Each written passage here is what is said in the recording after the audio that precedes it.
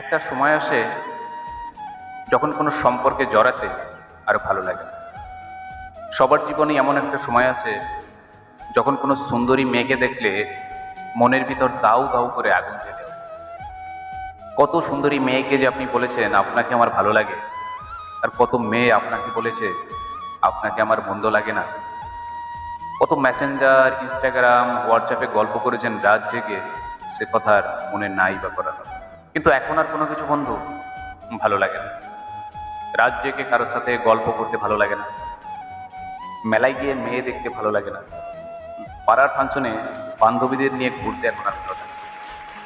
কলেজের মেয়েগুলোকে আর বিরক্ত করি না, তাদেরকে বলি না তোমাকে আমার ভালো লাগে। বাসে উঠে কোনো মেয়েদের পাশের সিটও বসি। এখন আর অকারণে আগের মতো হাঁটাহাঁটি করি না মেয়ে দেখার জন্য। সবকিছুই কেমন জানি একটু পরিবর্তন হয়ে গেছে। এখন আর কারোর জন্য স্টাইল করে শার্ট প্যান্ট করি, এখন আর স্টাইল করে হেয়ার কাট করি, এখন আর গিফটের দোকানগুলোতে বারে বারে যাওয়া হয়, এখন আর বন্ধুদের বাইকের পেছনে বসে আগের মতো আর মেয়ে পটাই না। আয়নার সামনে দাঁড়িয়ে দেখি না নিজেকে কেমন লাগছে, এখন আর আয়নার সামনেও বারে বারে দাঁড়ানো হয়। এখন আর কোনো কিছুই আর আগের মতো ভালো লাগে না। মনে হয় অনেকটা বড় হয়ে গেছি, মনে হয় অনেকটা বয়স হয়েছে। তো বন্ধু, একটা সময় আসবে যখন কোনো সম্পর্কে জড়াতে আর ভালো লাগবে না।